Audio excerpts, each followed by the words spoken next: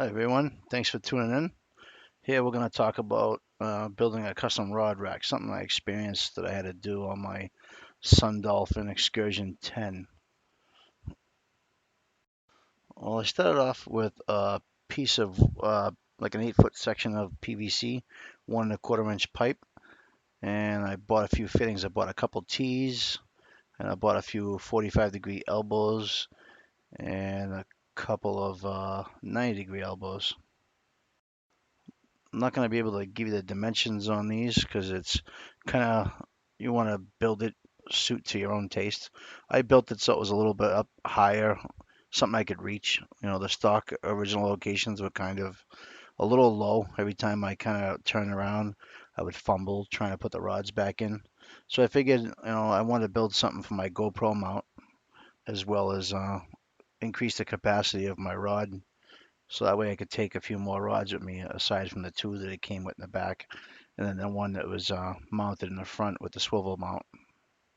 So I basically start with these and I cut them to length to get me the desired height that I needed. Once I got the desired height, I decided to build off of it and go up. And then I added on another section with a couple of T's, well, actually a couple of crosses, so I could put the rods and they could spin through.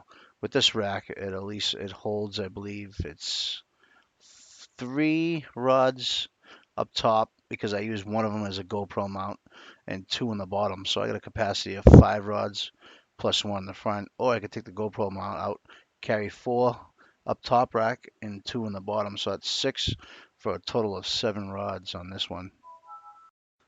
I decided to paint the rod rack black so it would match the kayak. I give it a flat black so I get that matte finish, and that'll kind of make it blend in with the kayak so it didn't stick out with the PVC white pipe. I customized the GoPro rack so it would take one of the mounts that I could use so I could swivel and adjust the height and inside, outside, up and down.